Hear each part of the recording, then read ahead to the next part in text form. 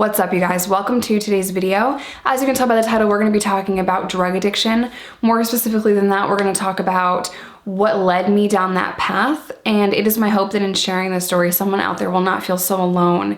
It is also my hope that family and loved ones of addicts will take something from my story and be better able and equipped to help people in their life. Now, keep in mind, I'm not a medical professional, I'm not a doctor, I'm not a psychologist, I'm just a regular chick that went through drug addiction and is now sober. And I do know that my journey might be different, my path to sobriety might be different, but this is mine and mine to share. Before I get into today's video, I just want to say that I am more than my addiction. That is a piece of my story, it's a piece of my past, and it's something that I keep on the forefront of my mind so that I don't repeat my past mistakes. I think it's important that we remember our past so that we do not repeat it. All right, without further ado, let's get into today's video.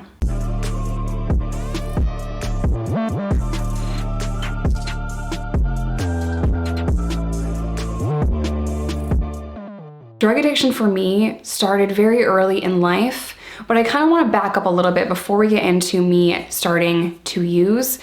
And at the end of this video, I will include how I think, personally, my opinion, how I think people can help loved ones of addicts. But I started using drugs very young. Prior to my drug use, I moved around a lot. I had a very unstable childhood. I would go all over New York. I transferred schools so much, sometimes 2-3 times a year, because we were getting evicted. I grew up very poor, and I grew up in a place, in a town that was severely below the poverty line. Upstate New York, while beautiful, has a lot of struggles. If you start to peel back and you look a little bit closer to a lot of towns in upstate New York, you will see a lot of despair, a lot of poverty, a lot of struggle. And that's just where I'm from. I recognized very, very early in life that we were poor. And I thought the worst thing that you could ever be was poor. I know I've said that a million times, but we bounced around a lot, and I was severely bullied to the point where I hated school so much that I would be absent a lot. And I kind of just very quickly developed a chip on my shoulder, and my only escape from being bullied and being targeted and being picked on and all of that, on top of moving around a lot, it was very stressful for me. So my only way out to not have to think about being bullied was to read. So I would spend most of my life away from everyone, introverted, isolated, and alone, reading books. It's kind of ironic that eventually that led me to prison, and that's what I would do in prison. You know, it was almost like my childhood was preparing me for what I was gonna have to endure. Solitary confinement and being alone and being isolated. And, you know, I grew up like that. I grew up not having friends, not having an outlet, and always being afraid that I would come home from school and the house would be in boxes. My childhood honestly wasn't even a childhood. It was very, very difficult, very unstable, and very rough. I started to get a little bit older, and I started to fight back when people would bully me. So I remember one time specifically, I was in a history class, and I remember really liking this history teacher, and I looked forward to going to that class. I had a pixie-like haircut, a very tomboy haircut. I didn't wear name brand clothes or name brand shoes, and I didn't have braces, and I didn't play sports, and I didn't have friends. I was that loner kid in the corner, and I had said something to answer a teacher's question, and all of the kids started to pick on me and laugh at me and bully me. And I remember being so mad. I took one of my books and I threw that at a girl, and I got in trouble, of course, because you can't throw books at people's head. But that was really the first time that I started to lash out when people would talk crap to me and bully me and put me down and harass me to no end. It happened all the time. But that was the first moment where I really remember lashing out. So from that point on, I was 11, maybe 12. From that point on, I would constantly fight back when people would bully me, and I stood up for myself, and more often than not, I was the one to get in trouble for standing up for myself. These popular kids that would pick on me and tease me, the whole class would be laughing at me or picking on me for whatever reason, and when I lashed out, I got in trouble, and I just kind of very quickly started to be like, well, fuck the system. You know, if these teachers are just gonna take these popular kids' side and throw me in detention, then I guess I'll just live in detention. So I very quickly just started to be so anti-conform, and I'm gonna do whatever I wanna do. And another part of my brain thought, I am so much smarter than these kids. I'm smarter than these kids. I don't need to be in these classes. I don't even need to listen to the teacher. That's how my mind worked. I thought I didn't need to be in this class. I could just do the homework in detention and get the same grade. And I was always in detention. I kind of lived in in-school suspension from 12 to 17, and I was fine with that because I'm gonna get the same grade as you and I'm gonna be left alone. I don't have to go to class. I can just be by myself in detention doing the work. So at 12, almost 13, like my whole year of being 12 was really rough, but that's when I met my first friend, and she introduced me to the party scene. And my drug addiction started with alcohol. And I remember just finally not caring what people thought about me, and no one was bullying me in this circle, and I could drink and feel free, and I could feel comfortable in my own nerdy ass skin. And it was kind of like just a release and an escape for me. And slowly but surely I realized, well, I can't drink alcohol because people could smell alcohol on me. Why don't I just take a pill? And the whole thing with me starting to take pills was I got jumped and I was put on medication, or I had to go to the dentist and I was prescribed medication, or a friend had it at a party. So it kept slowly being integrated to my life. You know, I didn't go from going to a couple of parties as a teenager, as a 13-year-old, drinking a little bit here and there, to slamming heroin. That came later. And I okayed it in my brain. I said, you can't drink alcohol? Just find a pill, take a pill, it's fine. No one can smell a pill. No one's gonna know that you're on a pill, and it has the same effect. All throughout my teenage years, things got worse. I got in more fights. I got in more trouble. I got arrested. I was arrested for underage drinking and brought home. I was arrested for curfew violations because I was on PINS probation, and then youth probation, and then adult probation, and then parole. I was always getting in trouble for something, whether it was fighting or using drugs. And when you grow up on that and you don't learn how to balance your emotions, and your immediate release is drugs, when your immediate problem-solving mode is drugs for a decade, you don't really know at your core who you are. And that was a really difficult battle for me. I didn't know who I was without a substance. I didn't know what I liked without a substance. I didn't know how to interact with people without a substance. And years later, I was so proud that I was an addict. You're not gonna tell me, you're not gonna shame me, you're not gonna bully me, you're not gonna judge me, you're not gonna take my addiction away. You're not gonna come in between me and my drugs. You're not gonna come in between me and my business, because I sold drugs too. And I even okayed that. I didn't see anything wrong with selling drugs. I didn't see anything wrong with it because someone's gonna sell it. Someone's gonna make this money. Why can't it be me? Why not capitalize on something that is already there, you know? And that's just how my mind worked. I showed very little emotion, and people would always joke around like, oh, Jess has the no emotion face, no emotion Jess, you know? And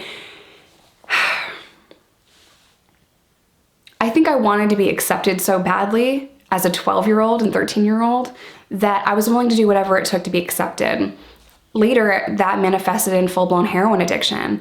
And I never heard the terms medically assisted treatment, sobriety, recovery. I didn't hear those words. They were not in my vocabulary. I didn't know that there were resources out there for me. And 8 years ago, medically assisted treatment was just it wasn't what it is today. I don't think the knowledge was out there. Just in my personal experience, the only thing that I had tried to do at one point was get into the methadone clinic. And when I would try to go to the methadone clinic, I was 18, 19 years old. I tried to get into the methadone clinic. What happened was I showed up late a couple of times and they wouldn't give me the methadone, and I just quit. I just gave up. That was really the only experience that I had with being able to go to a doctor and get off heroin. So that's why in a lot of my stories you hear me talk about just white knuckling it and just going cold turkey, which I don't recommend. It's awful, it's painful, but I didn't know any other way. I just didn't. I had taken Suboxone here and there. That was just to curb my withdrawal until I read up. That was my only experience with it. Rehab to me, in my mind, wasn't even like a thing that I should waste my time with. That's what I thought back then. I'm telling you guys this so that family members of addicts can maybe understand where the addict is. For a long time, I thought I could stop whenever I wanted to. I thought I had everything under control. I thought I was okay. And I would even periodically stop using for a week or 2, 3 weeks, maybe even a month. I would stop using prenatal, just to prove to everyone that I'm fine and to prove to everyone that I can handle this, you know?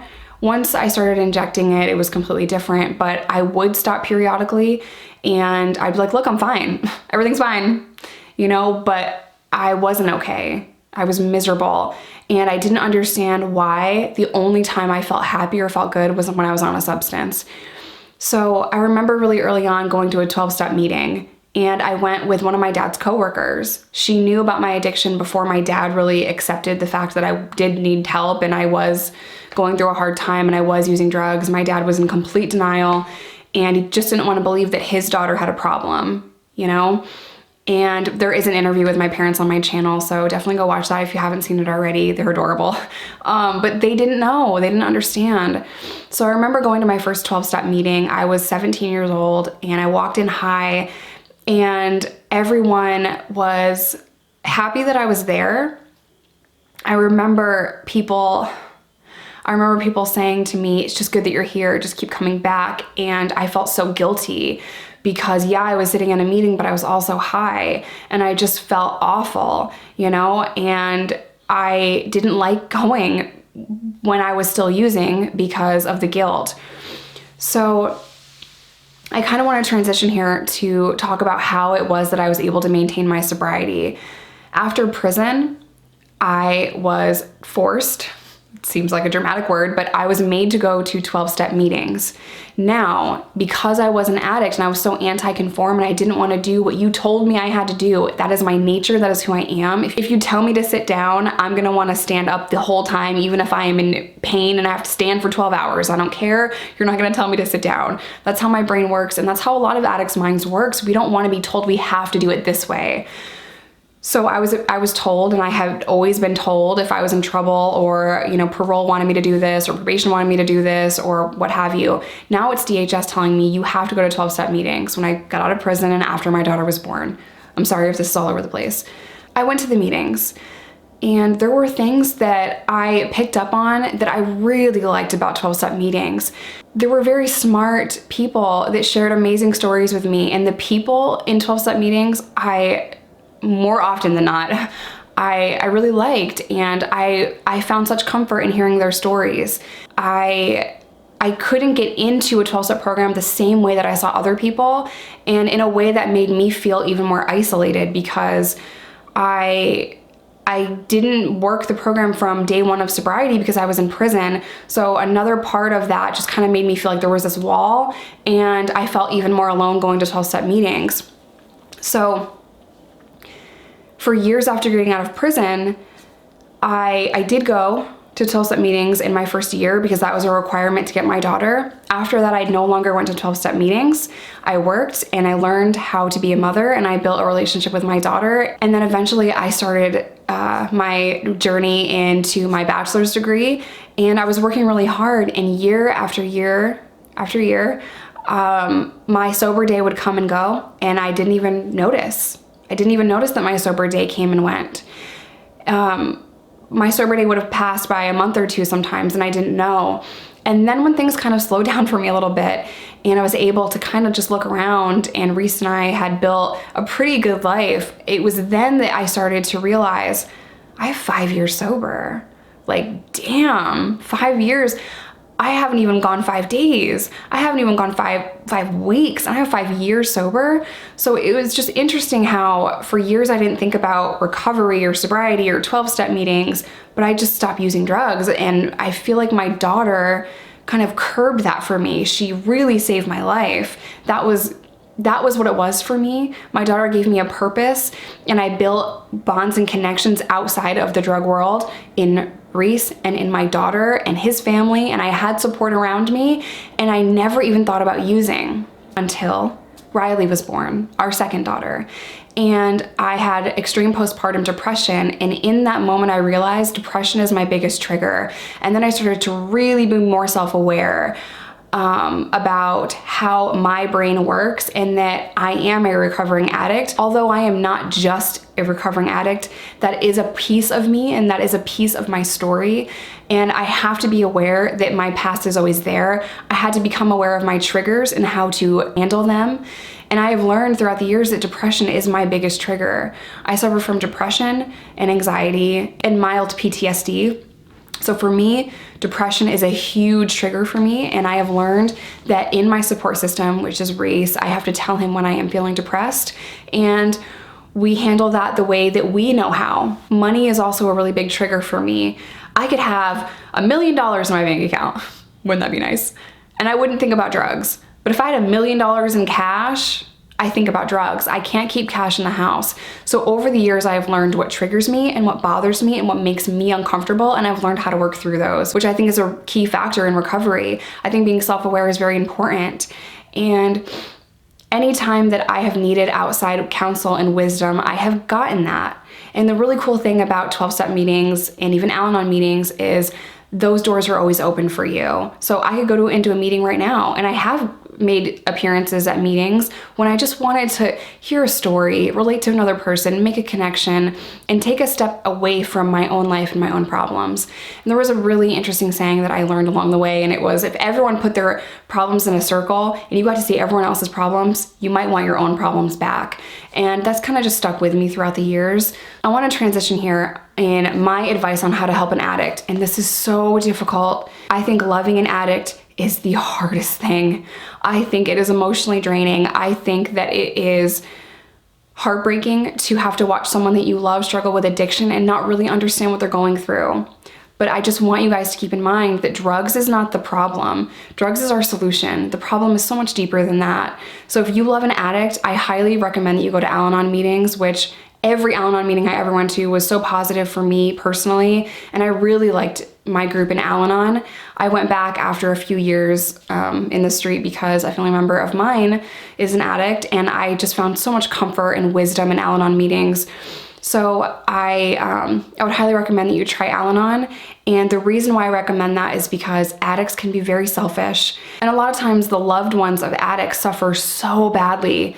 And because addicts can be really selfish, I think the loved ones kind of take a back seat, and all your focus is your loved one and helping them and saving them and being there for them, that you forget to take care of yourself.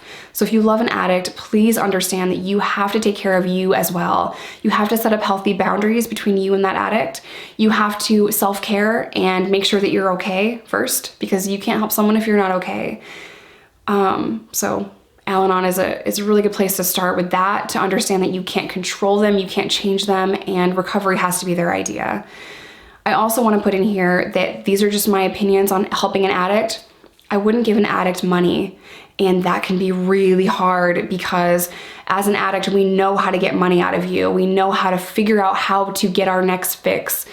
Do not give that addict money, but instead, if they need groceries, buy them groceries if you want to. I think that's a positive thing. If they need an outfit to go to a job interview, go shopping with them and make sure they pick out the outfit, and girl, take that receipt home. Give them rides to things. Always be there and offer them love, support, and encouragement. Try really hard not to judge, shame, belittle, or talk at. Talk to me, don't talk at me, and that can be very difficult too, because we're frustrated. We just want our loved one to get sober, and it's so hard if you've never been there, because a lot of times all you want to say is just stop using drugs, and if we could just stop, we would. So a lot of the times, in my personal opinion, kindness, love, compassion, and understanding goes so much further than control and trying to force someone into this box that you have for them. I don't know if my way is the right way. I know that my story might be a little bit different than so many others, but I just know that at the end of the day, I'm an addict, and I have to make sure that I keep in check my triggers, especially with my mental health. My mental health needs to be at the top of my priority list, because if I don't take care of myself mentally, then everything else will start to fall apart, and I will not be able to be a mother and a girlfriend and a student and a YouTuber and a healthy member of society, that will start to break down. So my mental health has to be at the forefront of my conversations and my life, and I have to do self-care. I think it was also a little bit difficult for me to find my identity after being a mother, because it was a long journey for me to feel even comfortable in my own skin. So I really hope this video helps someone out there not feel so alone. Recovery can be a lifelong journey, but you are not alone. So if you love an addict, be patient with them, be there for them, encourage them, and have an open mind about what recovery means to them. And if you are an addict, please reach out to someone that you trust for help. I love you guys. Stay safe, stay sober, and I'll see you guys in my next one.